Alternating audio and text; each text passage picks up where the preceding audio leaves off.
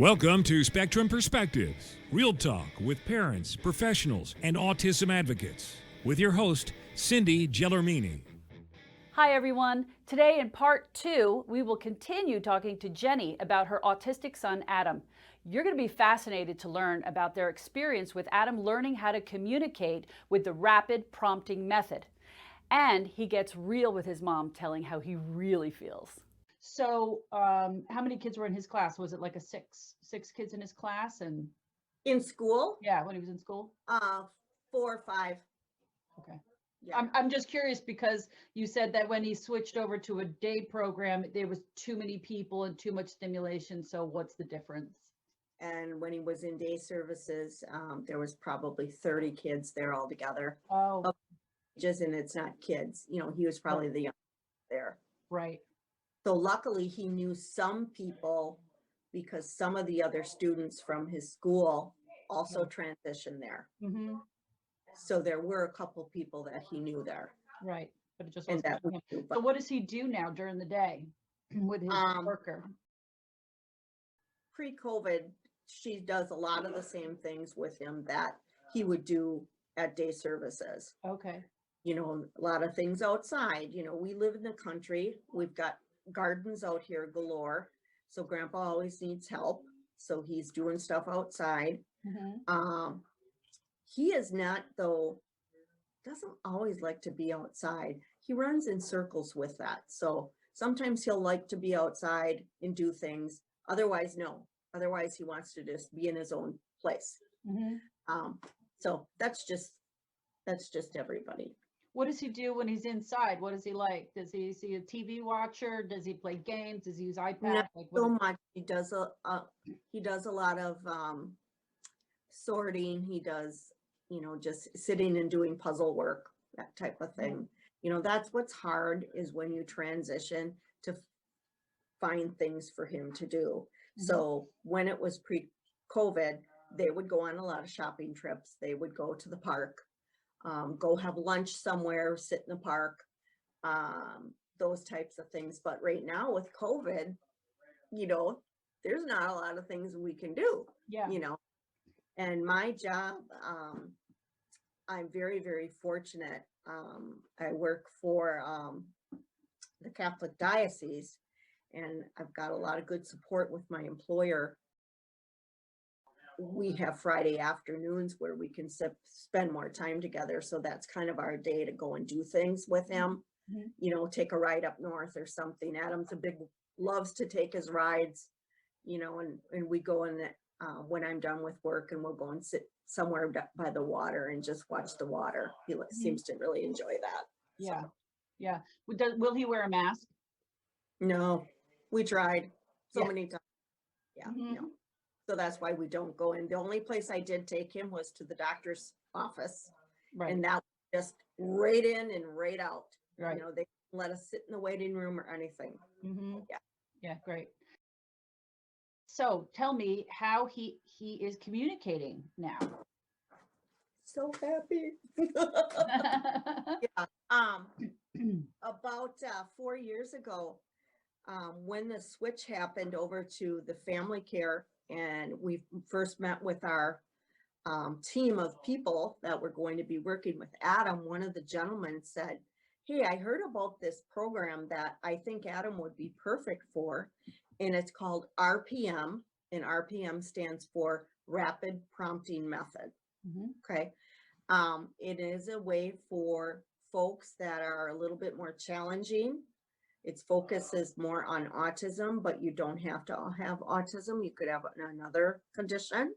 It's for varying age groups, but it's actually using a stencil board. And I think I've sent you a couple videos to communicate, and he just taps out with a pencil or a pen and writes out using the stencil board of the alphabet or numbers.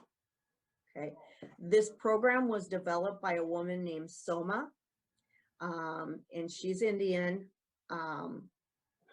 and her son at the time was diagnosed with autism, and they're about the same age. And in India, there wasn't any programs for autism to help people to communicate. Right. So she said, I'm a college educated person. I can figure this out. So she developed rapid prompting method. And the rapid part of it is he's taking this pen and he's going really fast. That's the key, because that gets your brain thinking. Mm-hmm.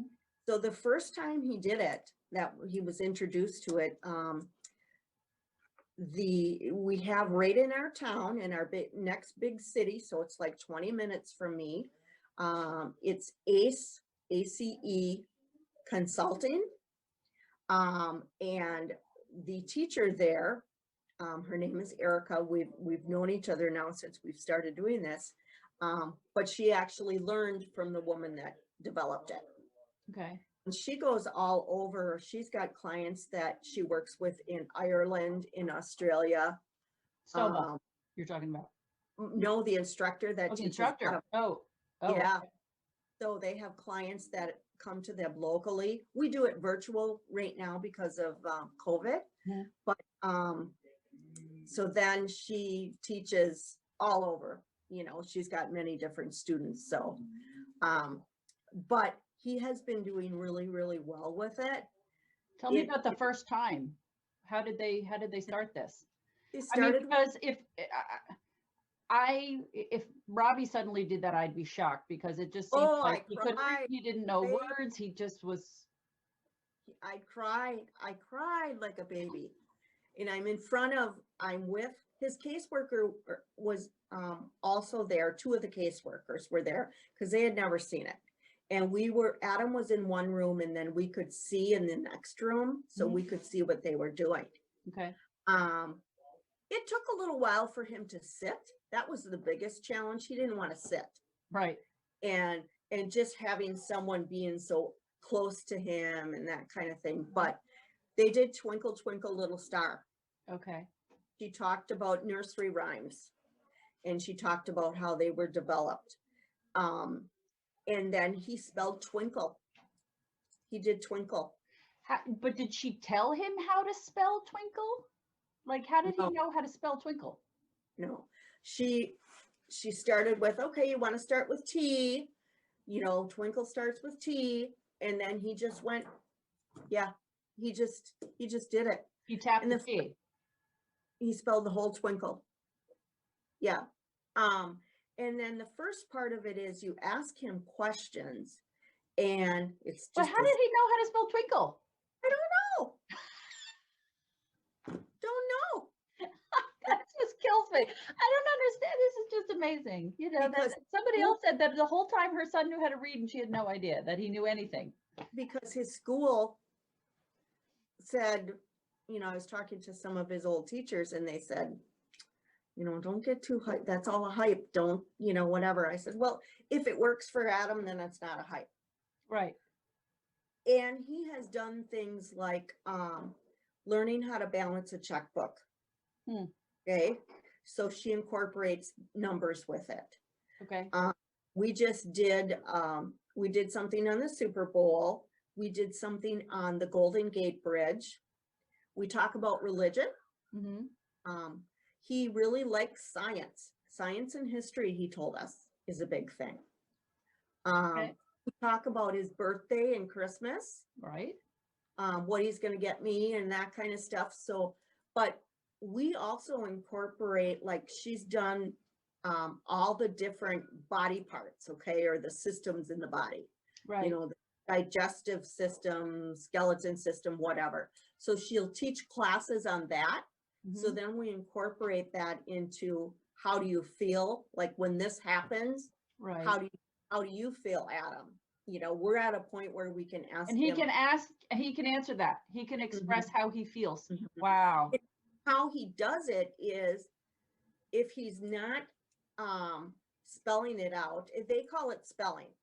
If he's not spelling it out, then he will have choices, and it's just a folded up piece of paper.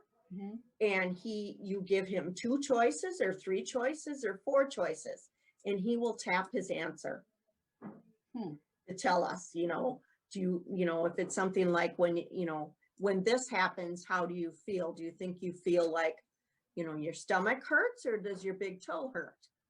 And, And and he answers how? that his stomach hurts. And how does he answer that though? He just taps on the picture or the letter or whatever we have written. It's usually stomach, or it would be toe. Oh, so it's a spelled out word, Mhm. stomach or toe, and he'll just tap on the word stomach, Yep. and then his stomach hurts. Mm-hmm. Huh. So that's been helpful. Like if we're going out to eat or something, we'll use that as a tool for him to pick what he wants to eat. Right. But then using the spelling board, he's advanced now from using 3 boards down to 1, where there's all the alphabet is on 1 board. Okay. So he can use smaller letters. Okay. So the first word he said was twinkle. Then what came after that? What was next? oh gosh, I'd have to look back on his videos and all that. There was star, there was I'm just curious, like what kind of stuff he started initiating, and speaking. Like what were things that did you start learning about him that you never knew? his love of science. Right. He liked history, what he wanted to wear, clothes, what bothered him. We saw a really big decrease in his behaviors because he was able to tell us. Right. So he was following through on things. You could give him more direction on things, like, eating supper. Adam, do you want milk? Well, you can have milk. Go ahead, take it, pour it. Not having to do it for him. Right. Because we knew he had it in there. We knew what he wanted. Right. And we could talk to him about things. We like to watch certain things on TV if there's something about science or whatever. Well, then that he enjoys it and he wants to learn more about it. Hi, this is Adam Flagg and Jenny Walske, and we're going to be talking about the Super Bowl. Since we had the Super Bowl yesterday, right? And yesterday, was it number 25 or was it number 55? Use your pen. Let's tell me. 55, yes. When you press the 55. And did you like the Super Bowl, Adam? Tell me. Over, to the left, to the left, to the left. Go, go, go. 5, yep, and 5. Good job. Now today, it's a really cold day out. Can you say cold? C, good job. Come, O, to the left. O, L, perfect. O, C, O. Now look for L. Up, up, up. That was right on. You like your L's, huh? Good job. Now, last one, D. Let's look for D. Add them up. There you go. C-O-L-D.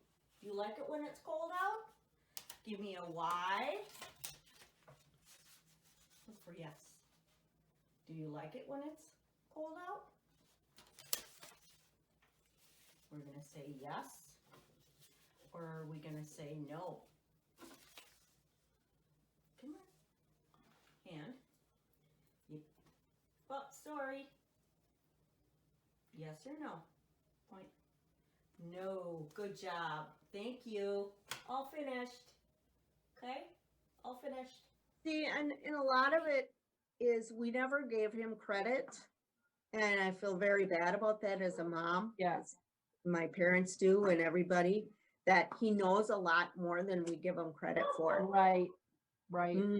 Yeah. Yeah. Because I had noticed after I had Robbie in the group home, and if I would be talking about him, he would start getting like agitated, and I was like, oh, he knows I'm talking about him. He doesn't like me talking about him, and then it made me start to wonder, oh man, what have I said, thinking that he didn't understand me, but he really understood. You start, it's like, oh, that was a big thing too. Yeah. We can't talk about him. He didn't like when I said he was like a baby, or I treated him like a baby, they don't like that. That's what's hard. But this the RPM has helped so much. It's a slow process. It is. You know, we've been doing this for 4 years, but I've known other people that I'm friends with on Facebook and actually as part of other things as well, that it's taken a long time, a long, long time. For a while there, we were working on the piano. And he expressed an interest in learning how to play the piano. So we've incorporated some RPM sessions on that, but that kind of stopped because when COVID happened, we had to switch over to virtual. Right. So now we're doing things more where I'm doing the facilitation with him versus Erica. So we're going to be moving over though. Hopefully in the summer months, we can go back to be in person. So that'll be nice. Do you think that people might say, oh, well, you're doing it all for him? Or is it obvious that he's doing it himself? There is I know that is out there where people have said that about RPM in general. But I can tell it's not. Now that I'm doing it more with him, you can actually see that eye contact with him, that he's actually looking at the board. He knows the letters. It's just, hi. Oh, thank you. He turned on the light. Oh gosh. But yeah, I can actually see that he's getting it. Now maybe other people know, maybe there's other students that aren't in that same situation, but I can actually tell Adam is looking at the board. I don't hold his arm at all. He's holding the pencil all together. Right. And he already knows that when we sit down and we have the boards, we're either going to talk to Erica or we're going to do it by ourselves. He knows automatically to pick up the pen. So he already puts that together. Also, after a session, he is extremely tired. He is so tired. He will sleep all the way home in the car because he's using his brain so much. Right. So that's a really big. I was gonna ask, does he ever like not want to sit and do it? Like it's too much work for him, or does he enjoy it? He enjoys it. It's kind of like he goes through periods of the session where he doesn't want to sit, he doesn't want to do anything, he's lashing out. But then we have a way, and Erica does it better, where she just lowers her voice and she'll talk very, very quiet to him. That's a technique with RPM too. And then he just, and then he's just talking and smiling and actually attentive. That has improved his eye contact so much. Right. It's amazing. And do you give him like a lot of praise and high fives and stuff afterwards? And yeah. Hi again. Yeah. So the last question that I always ask people is, I mean, it sounds like, things are going well for him, but if you could talk to, whatever, a governor, a senator, a policymaker, or somebody, and they sat down and asked you, what do you think needs to be done, that needs to be improved? What would you say to them? A couple of things I'm concerned about. Adam's 34. They are diagnosing autism more frequently now. You know that. I think when it was 1 in 5,000 when Adam was diagnosed, and now what is it, 1 in 100 or something? It's 1 in 45. Oh my goodness. Yeah. It was with Robbie, it was 5 in 10,000 that had it when he had it, and now it's 1 in 45. And in New Jersey, it's 1 in 32. So what are they going to do when they are of Adam's age? What will happen? Where's the money going to come from? Right. And that's the thing. Like for you, it seems like everything was well funded and everything because nobody had it back then. What are you going to do now with this explosion? What's going to happen in 10 years from now? Yeah. I do worry about where he will be, when I'm older. My plan is to continue in this situation because you know, it's much, I don't want to be, it's much cheaper for his plan for me to stay as his caregiver in this situation versus him going somewhere else. From what I've been told, and as long as I can do it, that's what I would be doing. But another big concern that I have is the amount of dollars that respite care and the teachers and the aides are being paid. I mean, they're just over minimum wage now. So how can you expect them to be working in that kind of environment? Right. For an extended period of time? There's an extreme burnout. We are very fortunate with our caregiver that she's able to just stay in. I mean, it's a win-win for both of us because she's. But what happens if all of a sudden your governor decides we're going to cut off this program and we're not going to pay for your caregiver anymore? I mean, like, you never, with government, you never know what could happen. Right. I know. I would have to quit my job and just stay full-time and be with him. Yeah. So we would have to, we'd figure it out, you know, a lot of prayer. Yeah. But you know, you always think about that. Why did this happen? Why did I mean, he's my only child, but why did I have a child with special needs? You know, why did that happen? You know, and it's like, God can't give you what you can't handle. You know, Adam, one of the things that he spelled out in his religion session, still don't know if he wants to be Catholic. He's not a fan of it, he says. Oh, okay. I'm Catholic. I work for a Catholic diocese. He's not saying he wants to do that yet. Okay. So, but he did write out, faith makes real life not so hard. Oh. Yeah, makes the struggle or something. He spelled out a big things. That's kind of what we think about now. Yeah. Got faith, it'll happen. Yeah. So. Well, I wouldn't have made it at all without faith. That's for sure. Without God in my life, there's no way. No way. Yeah. It's necessary. And it's very much a theme in my children's books as well. Yeah. You know, it starts with the first chapter is with Robbie being diagnosed with autism, and the mom leaves the doctor's office and she puts her hands on the steering wheel and prays. She's like, God, you're going to have to help me because I have no idea how to handle this, you know? And it's a lot of prayer.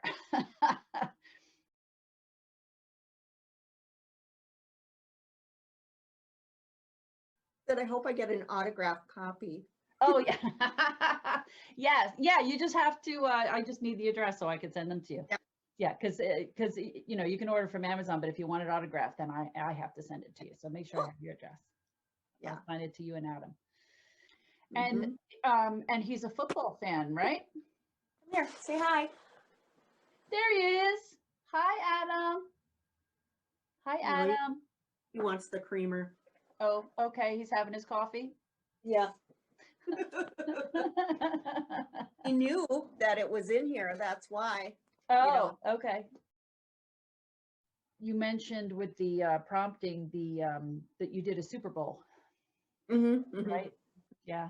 And who does Adam like? What's his favorite team? Oh, the Packers, of course. Yeah.